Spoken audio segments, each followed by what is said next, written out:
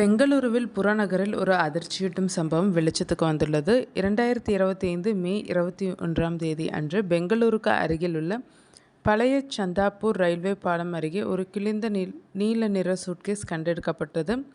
இதில் ஒரு இளம்பெண்ணின் உடல் இருந்ததைக் கண்டு அப்பகுதி மக்கள் அதிர்ச்சியடைந்தனர். சூட்கேஸ் ரயிலிலிருந்து வீசப்பட்டிருக்கலாம் என்று காவல்துறையினர் சந்தேகித்தனர். முதற்கட்ட விசாரணையில் அந்த இளம்பெண் வேறொரு இடத்தில் கொலை செய்யப்பட்டு அவரது உடல் ஒரு சூட்கேஸில் அடைக்கப்பட்டு ரயிலிலிருந்து வீசப்பட்டிருப்பது தெரிய வந்தது. இறந்த நிலையில் சூட்கேஸில் கண்டறியப்பட்ட அந்த இளம்பெண்ணின் அடையாளம் இன்னும் கண்டறியப்படவில்லை. அவரது பெயர், வயது மற்றும் சொந்த ஊர் பற்றிய தகவல்களை சேகரிக்க காவல்துறையினர் முயற்சி மேற்கொண்டு வருகின்றனர். பெங்களூருவில் நடந்த இந்த சம்பவம் அப்பகுதி மக்கள் மற்றும் காவல்துறையினரிடையே அதிர்ச்சிக்குள்ளாக்கியுள்ளது. ரயிலில் இருந்து தூக்கி எறியப்பட்ட சூட்கேஸை முதலில் பார்த்த உள்ளூர்வாசிகள் உடனடியாக காவல்துறையினருக்கு தகவல் கொடுத்தனர். பின்னர் காவல்துறையினர் சம்பவ இடத்திற்கு வந்து விசாரணையை தொடங்கினர்.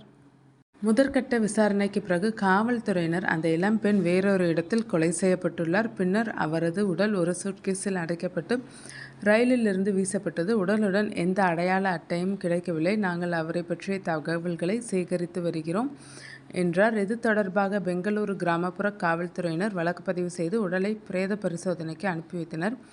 பெங்களூரு கிராமப்புற எஸ்பி சி.கே. பாபா தெரிவிக்கையில், நாங்கள் விசாரணைக்கு தொடங்கியுள்ளோம். அந்த சூட்கேஸ் ஓடும் ரயிலிலிருந்து தூக்கி எறியப்பட்டிருக்கலாம் என்று தெரிகிறது.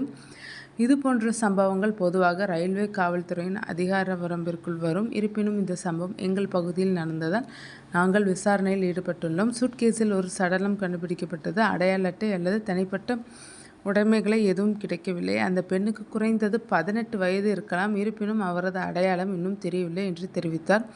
கடந்த 2025 மார்ச் மாதம் பெங்களூருவின் ஹொலிமாவியில் இதேபோன்ற முறையில் ஒரு சூட்கேஸில் கௌரி அனல் சம்பேகர் என்ற 32 வயது பெண்ணின் உடல் கண்டெடுக்கப்பட்டது.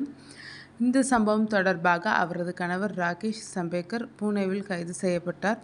மகாராஷ்டிராவைச் சேர்ந்த ராகேஷ் சம்பேகருக்கும் கௌரி சம்பேகருக்கும் 2 ஆண்டுகளுக்கு முன்பு திருமணம் செய்து கொண்டு கடந்த 2025 ஜனவரி மாதம் பெங்களூருக்கு வந்தனர்.